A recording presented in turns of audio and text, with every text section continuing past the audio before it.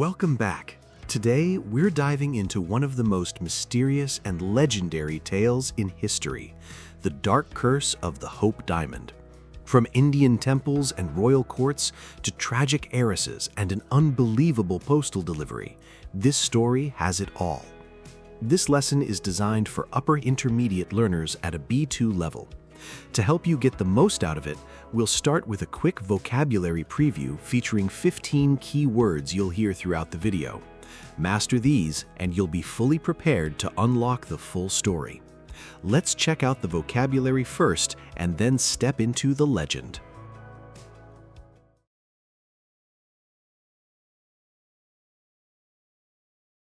Sacrilege, an act of treating a holy place, object, or sacred tradition with great disrespect. Unknowingly, doing something without being aware of the consequences or facts. Mesmerized, so fascinated or enchanted by something that your full attention is captured. Royal bloodline, the direct family line of kings, queens, and ancestors who inherit the right to rule. Vanish into thin air, to disappear completely and suddenly without leaving a trace. Relentless, continuing with full force or intensity without stopping or yielding. Fall apart, to break down emotionally, financially, or structurally, to crumble into ruin. Anxious, feeling worried, uneasy, or nervous about an uncertain outcome.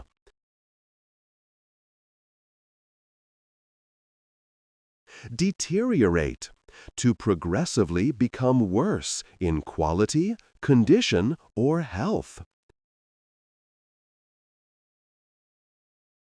Paranoia, an extreme irrational distrust or suspicion of other people's motives. Heiress, a woman who inherits or is legal successor to a massive fortune or estate. Mock, to make fun of someone or something in a disrespectful or scornful way. Shatter, to break suddenly into tiny pieces, metaphorically to destroy someone's hopes or confidence. Renowned, famous, respected, and admired by many people for a specific quality or achievement.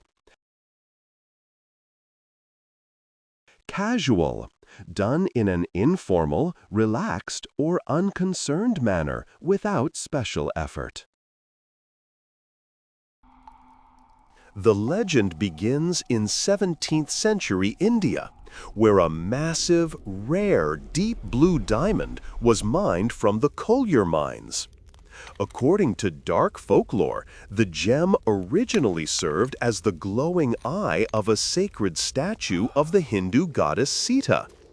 In 1668, a French merchant named Jean-Baptiste Tavernier acquired the colossal 115-carat stone. Legend says he pried it directly from the temple idol. By committing this sacrilege, Tavernier unknowingly unleashed an ancient curse. Shortly after selling the jewel in Europe, rumors spread that his immense fortune collapsed and that he was torn apart by wild dogs, though in reality he lived a long life. The diamond made its grand debut in Western history when Tavernier sold it to King Louis XIV of France.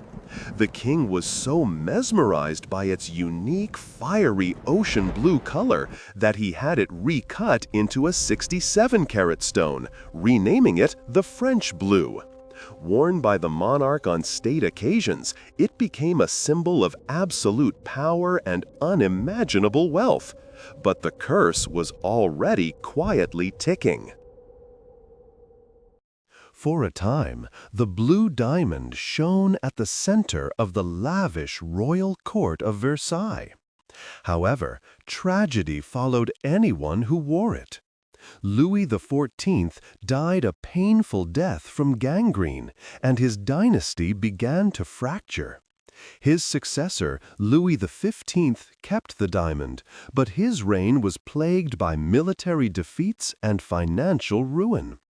The true horror of the curse, however, struck during the reign of Louis XVI and his legendary wife, Marie Antoinette.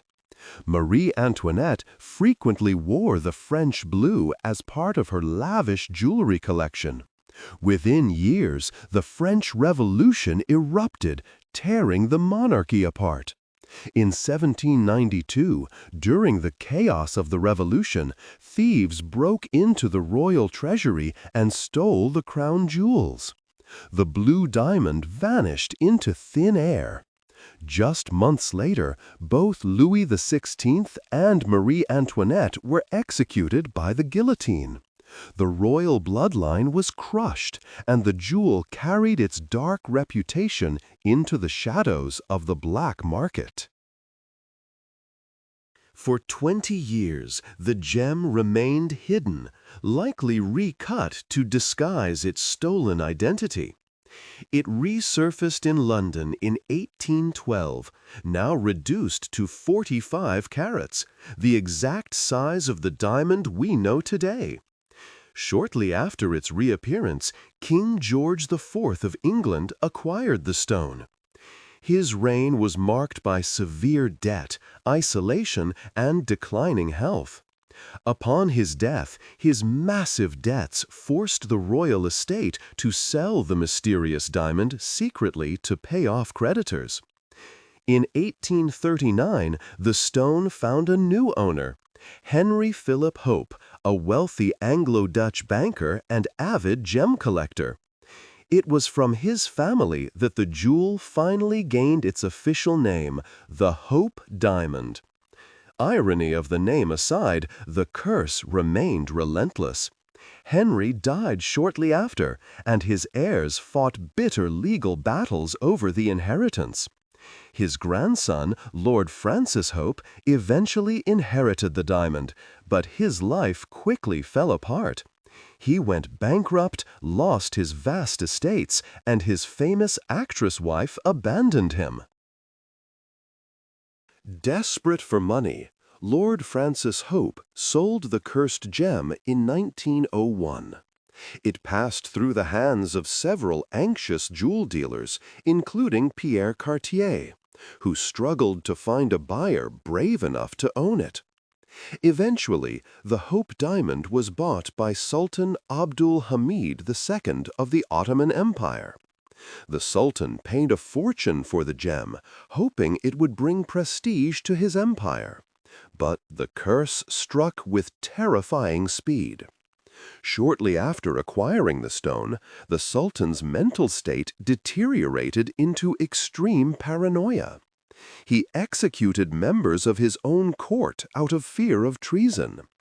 Within a few years, a military coup forced him from his throne, ending his absolute rule. Legend also claims that a French actress who wore the diamond on stage was shot dead by her jealous lover that very night. The Hope diamond seemed to destroy everyone who dared to admire its deadly beauty.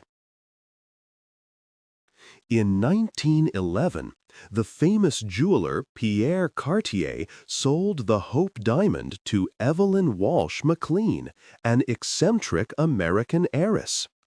Evelyn was warned about the curse, but she openly mocked the legends, believing the diamond was actually her lucky charm. She wore it everywhere, even resetting it into a stunning headpiece and wearing it to lavish private parties. She famously let her pet dog wear the priceless blue diamond around its collar. Her confidence, however, was shattered by a string of devastating personal tragedies.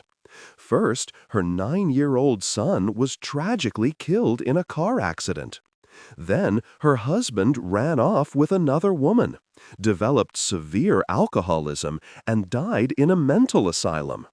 To make matters worse, her family's newspaper business went bankrupt, and her only daughter died of a drug overdose at age 25. Evelyn spent her final years isolated, surrounded by incredible wealth, but entirely broken-hearted. After Evelyn McLean's death in 1947, her vast jewelry collection was purchased by the renowned New York jeweler Harry Winston. Winston toured the country with the Hope Diamond for 9 years, using it to raise millions of dollars for charity. Surprisingly, Winston suffered no tragic fate. Recognizing the gem's historic importance, and perhaps wanting to end its dark legacy, Winston decided to donate the diamond to the American people. In a surprisingly casual move, Winston mailed the priceless $250 million gem to the Smithsonian Institution in Washington, D.C. in a simple brown paper package via regular registered mail. Today, the Hope Diamond rests safely behind thick, bulletproof glass, viewed by millions of visitors every year. Some say the curse is broken now that the diamond belongs to the public. Others believe the silent blue stone is simply waiting for its next owner to fall under its spell.